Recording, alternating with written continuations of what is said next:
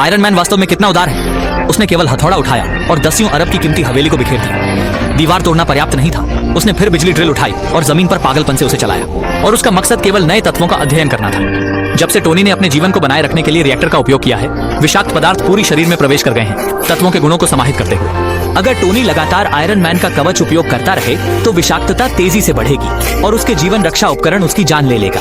इस समय कोई भी टोनी को समझ नहीं पा रहा था। यहाँ तक कि देश ने भी उससे आयरन मैन की तकनीक सौंपने की मांग की थी ताकि वे जनता की बेहतर सुरक्षा कर सके। वे सोचते थे कि आयरन मैन एक खतरा है। ऐसी अनुचित मांगों का सामना करते हुए टोनी ने तुरंत अस्वीकार कर दिया।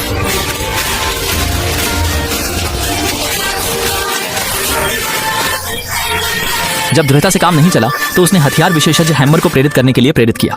स्पष्ट रूप से हैमर की तरह पहले की तरह कोई प्रभाव नहीं हुआ। टोनी को हंसी भी आ रही थी। इस समय उसने सीधे सरकार के सिस्टम में घुसपैठ की। हैमर द्वारा कवच पर असफलता के पीछे की वीडियो को सार्वजनिक स्क्रीन पर रखा। वीडियो के प्रसारित होते ही उसने हैमर का चेहरा बर्बाद कर दिया। टोनी ने गर्व से कहा कि इस तकनीक को प्राप्त करने में देश को 5 से 10 साल लगेंगे, जबकि हैमर इंडस्ट्री को कम से कम 20 साल खर्च करने होंगे। हालांकि बाहरी रूप से टोनी सफल दिख रहा था, लेकिन उसका जीवन पहले ही उल्टे समय पर था। उसने मिसेस पोमैगी को स्टॉक इंडस्ट्रीज की सीईओ नियुक्त करने का निर्णय लिया। अब जब पोमैगी सीईओ हो गई हैं, तो टोनी को एक और महिला सहायक की आवश्यकता थी। बहुत ही आकर्षक ससुराल की बहन नताशा दरवाजे पर आई और 2 पुरुषों का ध्यान आकर्षित कर लिया। कितनी भी सजी धजी और सुंदर दिखे, वास्तव में वह पर्दे के पीछे एक माहिर थी।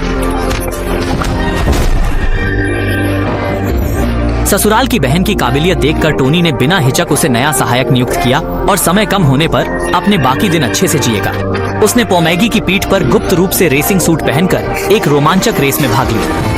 गति का आनंद लेते समय धीरे धीरे एक संकट उसके करीब आ रहा था। पुरुष ने अपने कपड़े खोले, एक बहुत ही शक्तिशाली उपकरण दिखाया। स्पष्ट रूप से उसने आयरन मैन की तकनीक प्राप्त की थी। उसने 2 बिजली के वीपर्स हाथ में लिए। जब वह उपकरण चालू कर रहा था, उसकी पीठ के कपड़े तुरंत जल गए। वह आत्मविश्वास से ट्रैक बीच में चला। टोनी के आने का इंतजार था। सब लोग इस दृश्य से दंग रह गए। सौभाग्य से हापी ने समय रहते प्रतिक्रिया दी और जल्दी से आयरन मैन की कवच टोनी तक पहुंचा दी। देखिए, मामा ने फिर से बिजली के वीपर्स हिलाए। टोनी की रेसिंग कार तुरंत 2 भागों में बंट गई। मामा कठोर और शब्द कम। उन्होंने टोनी की ओर हाथ दिया। सोचा था कि इससे सब खत्म हो जाएगा, लेकिन टोनी अचानक पीछे आकर उसे धक्का दे दिया। मामा गुस्से में बिजली के वीपर्स को जोर से हिला रहे। बिना कवच के टोनी उसके मुकाबले में बिल्कुल भी नहीं थे। उसने बिजली के 5 गुना वीपर्स का इस्तेमाल किया। यह शक्तिशाली वीपर्स स्पष्ट रूप से किसी गुरु से सीखे हुए थे। जब टोनी मामा को बिजली के वीपर्स से खत्म करने को तैयार था, हैप्पी ने गाड़ी चलाकर मामा को जोर से बाड़े पर टक्कर मार दी। इस समय मामा अचानक होश में आ गया और पागलपन में वीपर्स का इस्तेमाल करने लगा। हताशा में पोमैगी ने जल्दी से टोनी को एक बिजनेस बैग दिया। यह दृश्य सीधा पूरे माहौल को चरम पर ले गया।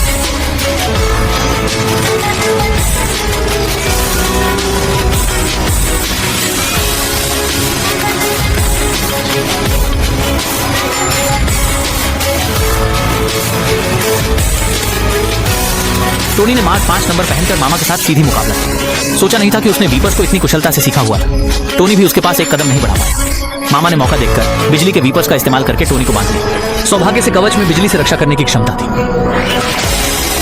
अंत में टोनी ने इलेक्ट्रिक लॉक पहनकर पदोन्नति प्राप्त की। इसके बाद उसने 2 मुक्के मारे, जिससे मामा जमीन पर गिर गए। युद्ध में उसकी जीत की कोई संभावना नहीं थी। टोनी को बहुत जिज्ञासा हुई कि उसने रिएक्शन कैसे किया। पता चला कि मामा के पिता कभी टोनी के पिता हॉवर्ड के साथ काम करते थे। वे आर्ट रिएक्टर के अध्ययन के लिए कई वर्षों का समय समर्पित करते थे, लेकिन मामा के पिता द्वारा हथियारों की तस्करी के कारण हॉवर्ड ने उन्हें देश से बाहर कर दिया और अंततः वे अवसाद में मर गए। पहले टोनी के उच्च प्रोफाइल अवतरण ने मामा में असंतोष उत्पन्न किया। उन्होंने अपने पिता के लिए बदला लेने का निर्णय लिया। पिता द्वारा छोड़ी गई योजनाओं का उपयोग करके बिजली के वीपर्स का निर्माण किया। सोचा नहीं था कि इस बार की हमला उन्हें जेल में डाल देगी। हैमर ने मामा में उनके गुण देखे, इसलिए उसने चुपके से उन्हें अपने गुप्त कारखाने में ले आया।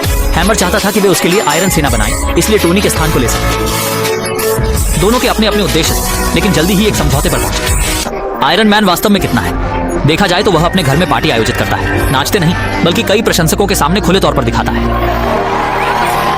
यहाँ तक कि हर जगह हथेली से हमला करता है, आग लगाता है।